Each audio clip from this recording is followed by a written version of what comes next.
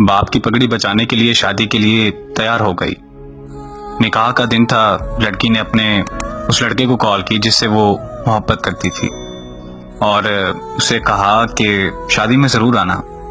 तो लड़के ने मना कर दिया।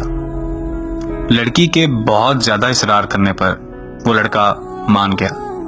जब निकाह का दिन था और निकाह का वक्त हुआ तो वो लड़का लड़की के सामने खड़ा था। वो लड़का उस लड़की की दी हुई अंगूठी पहन कर आया था जो कभी उस लड़की ने उस लड़के को दी थी। मौलवी साहब ने पहला कबूल है कहने को कहा। लड़की कांपती हुई आवाज में बोली, कबूल है।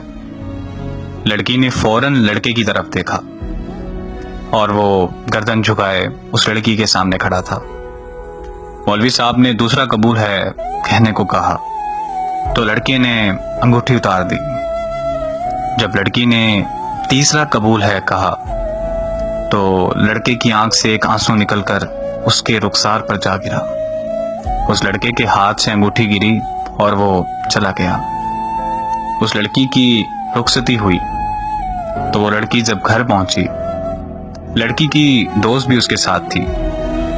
लड़की अभी जाकर ही बैठी थी। इतने में उसकी दोस्त को एक कॉल आई और कॉल सुनते ही लड़की की दोस्त के हाथ से मोबाइल गिर गया। लड़की के इसरार करने पर लड़की की दोस्त ने उसे बताया कि शादी हाल से जाते वक्त उस लड़के का एक्सीडेंट हो गया और वो वहीं मौके पर मर गया। ये अल्फाज सुनने ही थे कि लड़की के पांव तले जमीन निकल गई, मानो जैसे लड़की पर आसमान आ गिरा हो। वो लड़की अपने होश गंवा बैठी थी। अचानक लड़की को फूट फूट कर रोते हुए याद आया कि उस लड़के ने उस लड़की से कहा था कि अगर तो मैं तुम्हारे निकाह पर आया तो मैं मर जाऊंगा, और लड़की के इसरार करने पर ही वो आया था।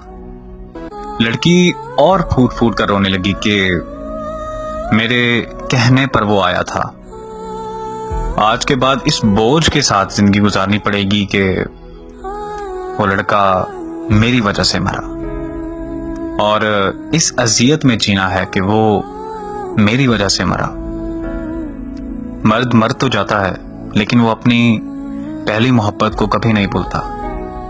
मानो कि उसकी पहली मोहब्बत ही उसके लिए पूरा कुल जहान होती है, और मर्द जिससे सच्ची मोहब्बत करता है तो उसका कब्र तक साथ निभाता है।